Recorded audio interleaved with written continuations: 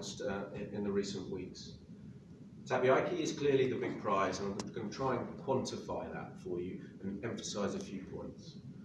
Bolivia, we have the contractual option over significant upside exploration. And then finally, I want to talk about where we're going, what's our strategy, how are we going to get there, and what does the immediate forward program look like. So our strategy is very clear. We're focused on high margin activity, which we believe will create material added value to shareholders. The recent transactions, we did 2 of them, announced a couple of weeks ago, I think demonstrate our commitment to optimize the use of our capital and to reduce, where possible, shareholder dilution. So why did we get out of our production in CDNL license? Well, obviously we had a significant drill program last year. Post that, we felt production was mature, declining and forecast to be sub-economic pretty quickly. It was a drain on our resources. It was also our technical view that there remained very little commercial upside in those blocks. Meanwhile, we still had significant contractual obligations, and avoiding those contractual commitments was really a big win. To continue funding them, especially as we didn't believe in the upside, would have added significant pressure to our balance sheet. In Tapiaki, we've gone from a 50% to a 19% interest. Critically, we no longer carry our partner, CGC, for 15% of the total drilling and seismic costs. Again, that's a big win. And I'd also think it's very important to highlight that we sold down in that transaction in Tapiaki at a significantly higher valuation than when we went in. So actually, we'd added a lot of value through the process. In addition, we released over 2 million of cash that we can now use to fund the drilling campaign. So overall, that has left us with a very significantly reduced funding commitment and frankly de-risked funding for the company going forward. And it allows us an ability to accelerate, based on the technical, but accelerate our plans in alignment with our partner, CGC, to push for the drilling as quick as we can. So Tapiaki, you've seen the video. This really is the crown jewel in our portfolio as it stands today. Our P50 case, so the mean case, the average case, is that there's 7.7 TCF gross gas in place, and that is based on independent analysis by reservoir engineers, Gaffney Klein. We have multiple independent plays across 41 identified leads. There have been historic wells on this block, a number of them, and they have interpreted gas from multiple locations. Significantly, several of those wells have suggested that high pressure gas has been brought to surface. Obviously, that's a positive and something that gives us some encouragement. In this area, we're at the south of Argentina here. Nevertheless, there's lots of good infrastructure nearby, and indeed you can see that there's a pipeline that goes across the north of the block. What that does is it improves our commercialization, our monetization options if we find gas. And I'd like to emphasize our economics, when we run our models, in a success case, the economic returns from finding gas here in Tapiaki have huge potential. We can just go on to Bolivia. So in Bolivia, we have contractual options over high impact exploration acreage. The framework of what we have is that it's a low cost study work plan, and it avoids significant upfront costs for Echo. Now I hope you can see there that our asset sits in the middle of 2 wells that are being drilled, tested as we speak. One by Shell and one by Repsol. Those neighbouring wells provide us with effectively testing by proxy. We're not paying for it, but we potentially have the benefit if some of those things come in. The gross gas in place in a high case, estimated by third party, is 3.7 TCF, and we have approximately 80% of that. So again, very substantial potential here in terms of scale. The key issue with Bolivia for us is our ability to monetize it within the commercial and contractual framework that we have. That's something that we're working on now. We're having discussions with people, and a clear focus for us in the months ahead.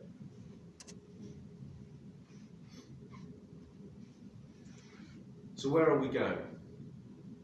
We believe we've got a very clearly defined focus for our strategy. On the one hand, is to maximise shareholder value from the existing portfolio. What does that mean? In Tapiai Aiki, it's the completion of the seismic acquisition, the processing and interpretation of the data, and moving that towards high grading the leads and prospects and choosing the best places to drill. We're aiming for, we are committing to a 4-well program, and we're aiming to start that exploration program Q4 this year. In Bolivia, we're completing the study work, then taking that data and the value that we think we're adding and we believe is in that asset to explore our commercial options to realise that value for you, our shareholders. The last few months has been a real focus on rebalancing the portfolio and the negotiations we conducted with our partners in Argentina. As we move forward, now that that is complete, M&A is going to be focused on accretive value transactions. So what we're looking for is transactions where we believe Echo have a unique ability to add value, be it through relationships, be it through our existing skill sets, our positions on the ground, etc. Well, that's a key issue for us. We want to add a third leg to our existing business. There was a question earlier about shareholder dilution. We believe, perhaps as demonstrated by the transaction that we had with CGC, that innovative structures can allow us, if we employ them correctly, to avoid unnecessary dilution as we pursue M&A transactions.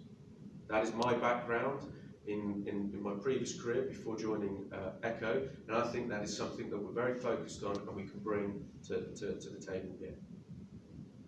So overall, we're looking to strategically position Echo to retain the flexibility to monetize our investments at the optimum time in the cycle. Excellent. So how are we going to do that? Well, we think we need to be driven by the technical work. So we have a strong focus on the technical work that we're doing, strong focus on the technical team that we have, and we believe through the work that we're doing, for example, in Tapiai Aiki, through the seismic, we are adding value there. So specifically in Tapiai Aiki, we're going to high grade, based on the technical work, high grade the Tapiai Aiki prospectivity and improve our chance of success. It's largely complete now, but we needed to rebalance the portfolio, and that was why we did the transaction we did, to improve our ability to fund wells going forward at minimum dilution possible. I and the team are very focused on the delivery of high reward exploration programs. We believe in the value of Tapiai Aiki and Bolivia. We believe it's the right risk-reward balance, and we're committed to executing those exploration programs where we can. We want to make Echo a partner of choice for regional players with appropriate size assets. We believe we've done that in Argentina with our partnership with CGC, and we've also done it with Pluspetrol in Bolivia. Meanwhile, of course, for a small company, we have a continuing focus on cost control and also looking at appropriate funding mechanisms for a company of our scale, but with our ambition.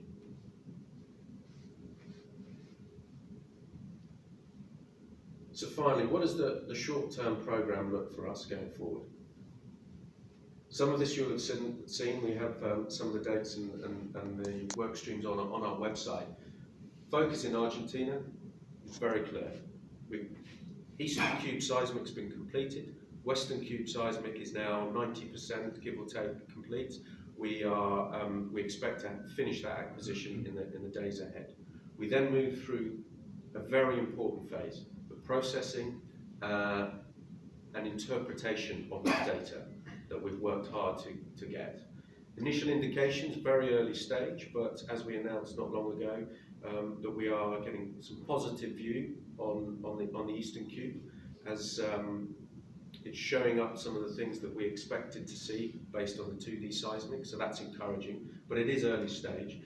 And as we go through the summer, we will be working with our partner, giving our technical input to deciding where the best places to drill, where it gives us the best risk-reward balance, and ultimately to test Tapiaiki. That's what we want to achieve for you as shareholders.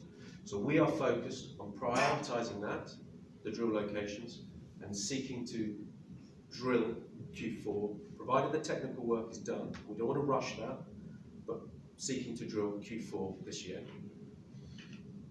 In Bolivia, by the end of the summer, we will have completed our desktop study work, and we will take that value that we've created, we believe we're creating, and seek to monetize. So we're looking at all options, and as I mentioned earlier, we're already beginning to speak to some people. I said earlier that the focus in terms of business development and M&A in months past have been on rebalancing that portfolio, or our portfolio. We've moved beyond that. That's largely complete, or is complete now. And now we're absolutely looking at adding value through accretive transactions.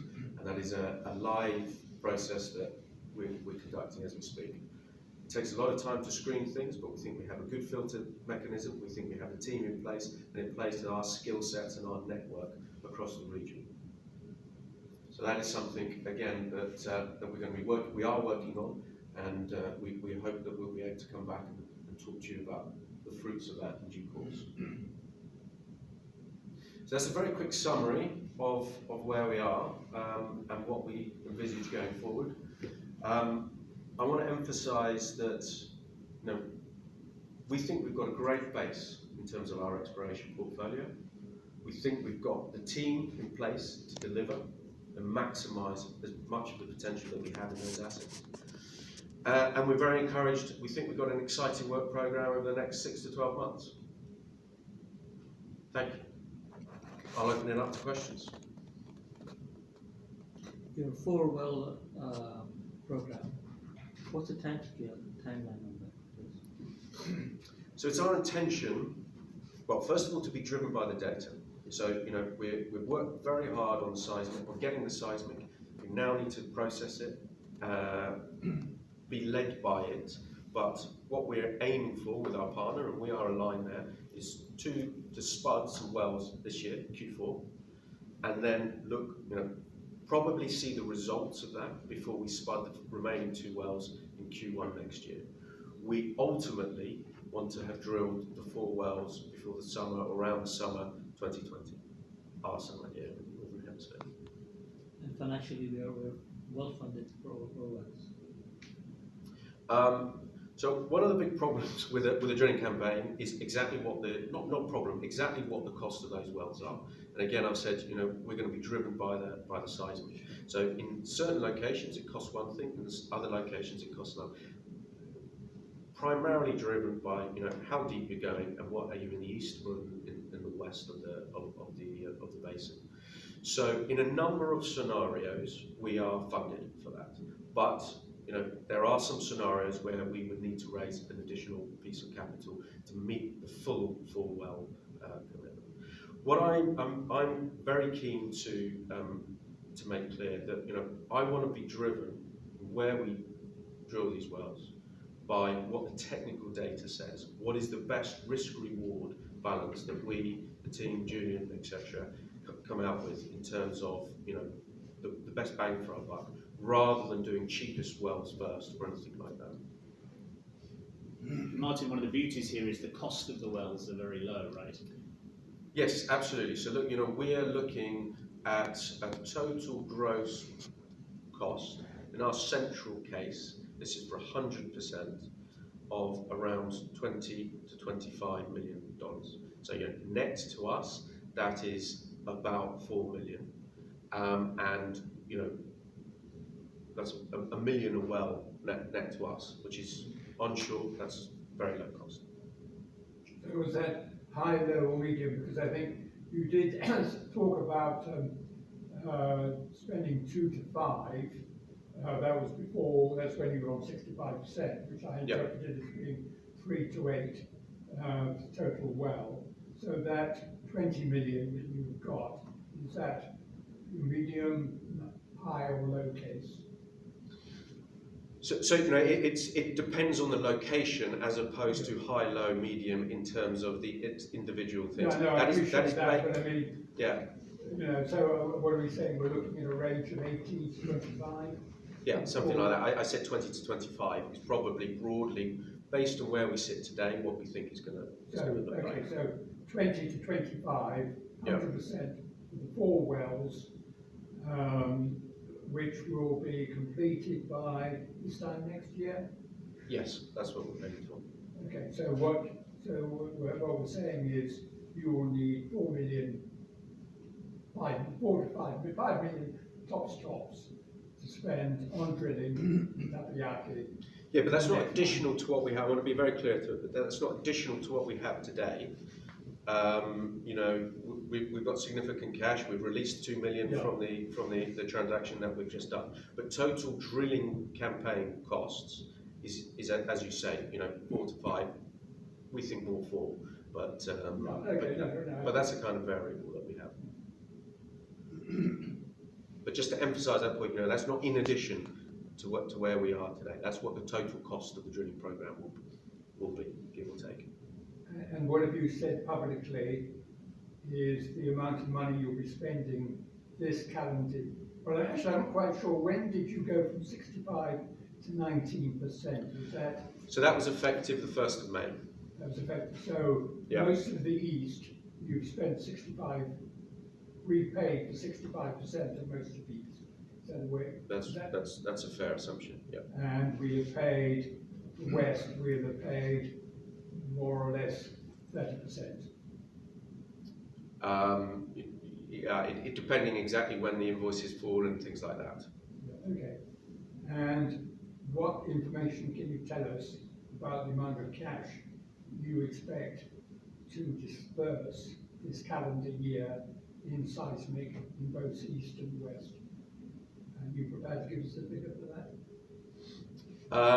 Look, I think we've talked previously about the total cost of the campaign. Where we're not able to sort of get into the granularity of given the change in our position to update you on specifics of that at this stage. So can you remind me what you said about the totality of costs of the total seismic? Yeah, in the order of 8 million.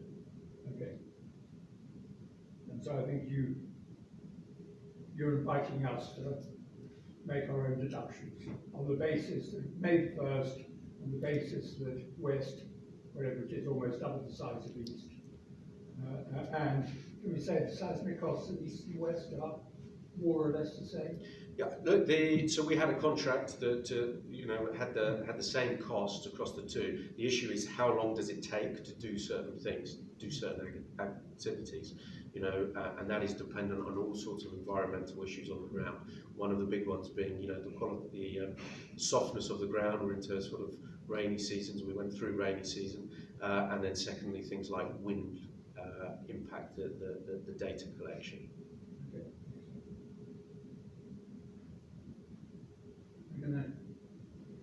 Go ahead. The province has elections in the next few months. Is there anything we need to be concerned about with that? I mean, I just assume. Both the province and Argentina as well. Right, I thought you might, the first provincial elections Yeah. are sometime between now and October. I mean, I'm assuming that there'll be no changing of the guard there, will there?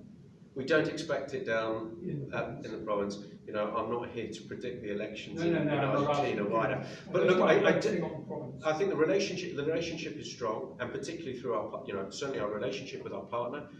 Following the transaction, there's full alignment between us and them. They're big operators on the ground, and that's supportive.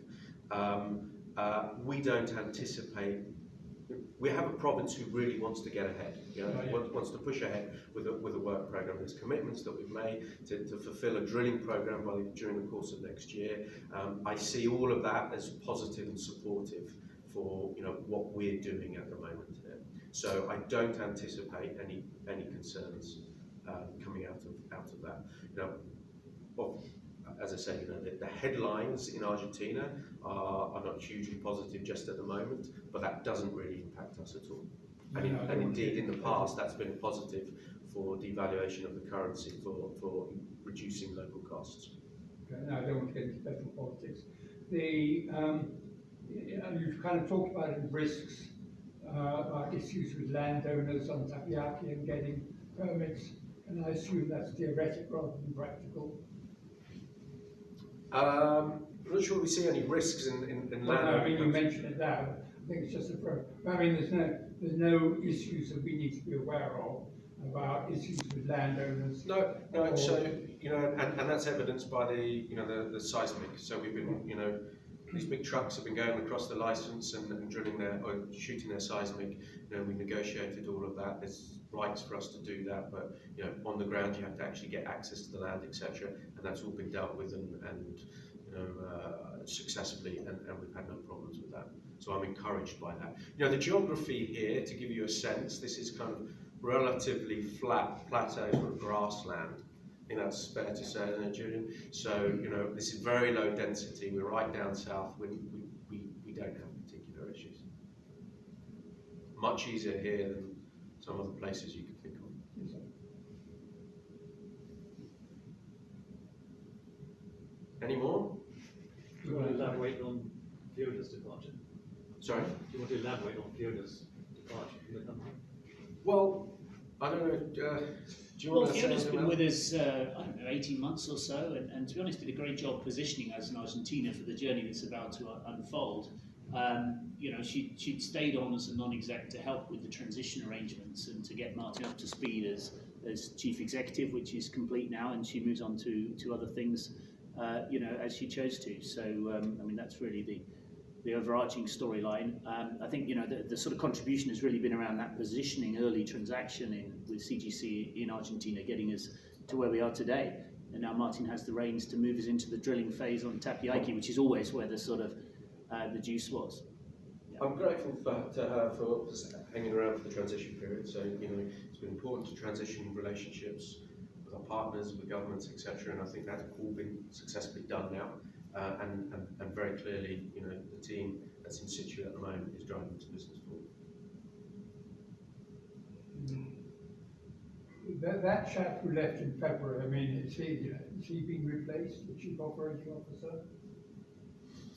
Jeff, the short answer is no, because he was brought in very much for around the existing production assets. Obviously without those assets, we don't have the need for that kind of skill set, just as we are. I will be, and we've been talking about it as a board, we are very cognizant of the need to have the right skills within the team to deliver, what we envisage, which is the existing exploration and then the drilling, and then going forward on an M&A front. So we will continue to be flexible around that. But as it stands, we're happy with the team that we've got. So we're not looking to add significant cost base to our G&A. And what has happened to all ECHO's technical people who were working on CDL? Were they on short-term contract, or have they been redeployed? So we're a small team. The Julian leads that technical team, and everyone where they were working on CDL, they've been redeployed to Tapiaki. But frankly, given the nature of CGC operating that asset, there's not been a huge transition or change from the team. What getting rid of CDL or coming out of not advancing to phase 2 has allowed us to do is we're cutting some costs as a result. It was a drain on our resources at the asset, and certain other things that you'd expect us to have to pay, lawyers and accountants around the billing and all that sort of thing. So we've been able to come away from that. But there's no huge significant changes to the team beyond, as I say, we're not looking to hire or bring on at this time, to replace Jeff on the COO front.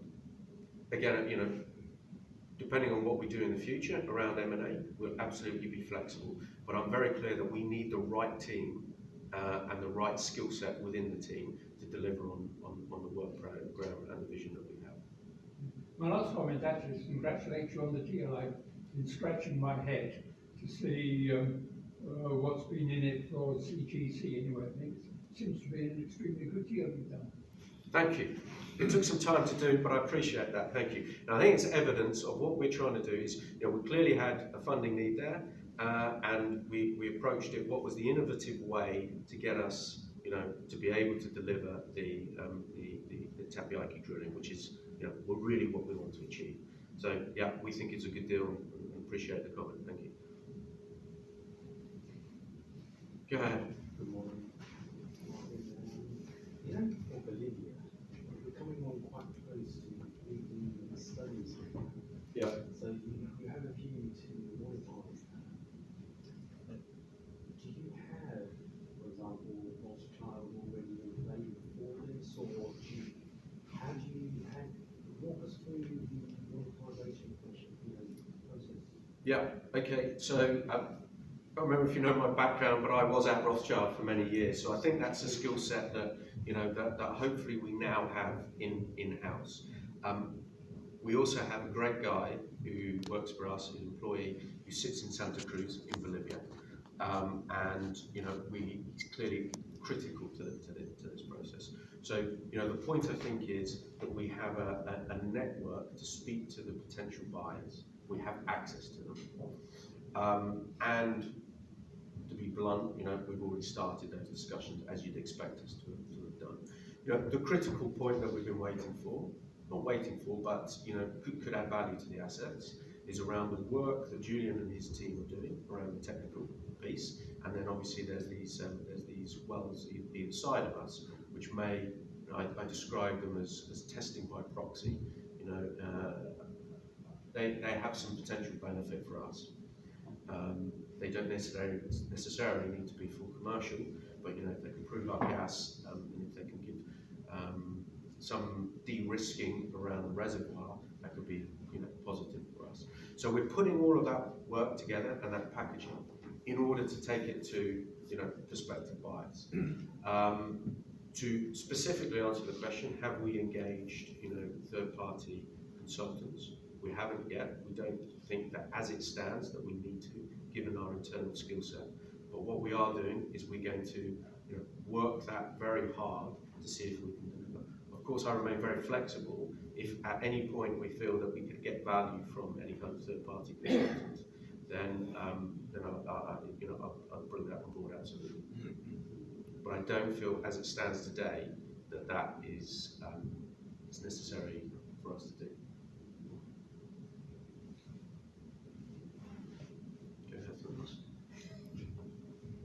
Yes. Take into account how the SP really crashed because CDO. Okay. You have a really big amount of decline now with confidence in the company. Do you have a strategy? Because right now you're on a 4-well campaign. Yeah.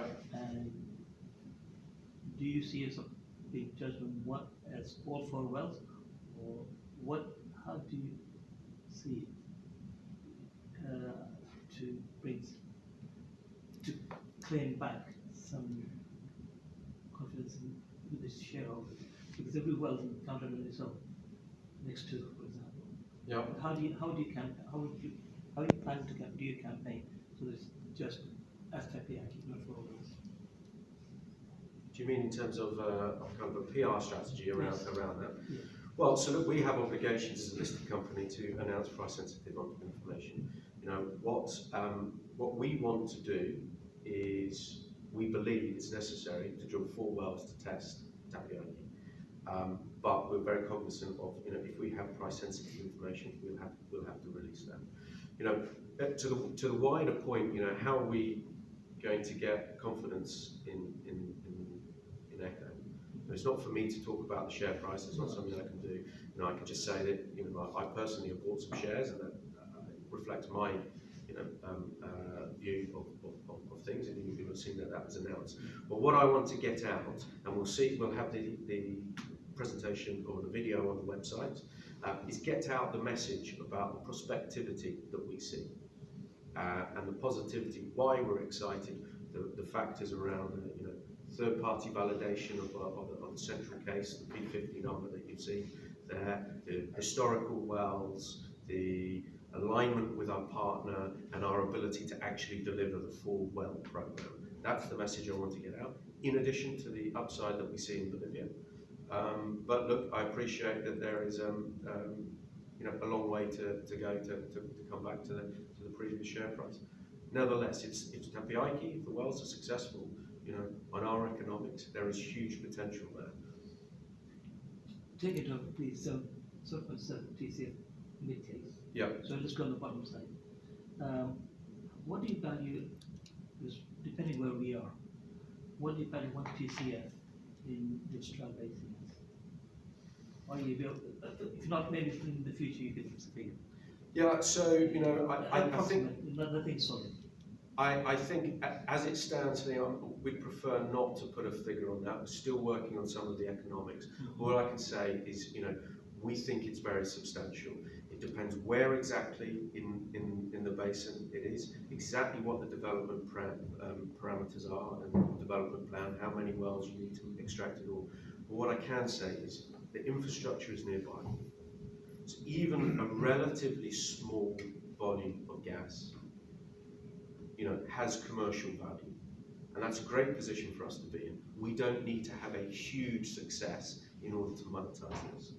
That's a big positive. The economics that we're working on indicate that a TCF is a number of $100 million potential. So, I think until we're further along with where in the location within the basin, we're not really able to give any more sort of certainty around those things. But what I want to emphasize is, there's big potential there, and the commercialization options are clear, and the value for shareholders is very substantial. And do you have any other countries in line? Yes. So in terms of M&A, you mean? Yes. So we're I talked about adding a third leg. We're very focused on Latin America. We see that's where our skill set is. That's where our networks are. That's where our knowledge base is, and our people are familiar with. And critically, we see a lot of potential there. We don't think we need to go outside of that to really, there's a more than enough running room within that location. What we are focused on is onshore. Not to say we won't absolutely look offshore, but on our cost base and our skill set, again, we're focused on onshore. We're obviously in Argentina. There's some reasons to say that we have a niche play or added value in Argentina because of our tax balances, etc. We're also on the ground, we understand it. Bolivia is a key focus. We're already there. Great relationships in country. Our colleague Andreas is there, and that's a good network. Perhaps in Bolivia we'd like to see a little bit more deal flow, but that could potentially be an opportunity for us. There's someone willing to invest, as we are, when that's a positive, and I think that throws up opportunities for us. We will clearly look at Brazil. We will look at Peru. We'll look at Colombia. And I don't want to just limit us to that, but those are probably the focus. We'll also, we'll look at across the north of Latin America as well. Exotic Caribbean island? if within Latin America, if we're driven by technicals, and if the rocks lead us there, and we think we can add value, we will look at that. So I don't want to particularly exclude areas, but you're not going to find us talking about Zimbabwe or somewhere, in the near term. We've got to be very clear that we can add value as we are set up, and that's what my priority is. Good. Anything else? What's our current cash position, if you can give us some? You said you released $2 million. million. I'm not allowed to give you that as we speak, but debt levels, debt to equity. Well, the debt as was announced in our last balance sheet. So we have a €20 million loan and we have a £1 million loan. Okay. Good. There'll be more time for questions with the team. We have some lunch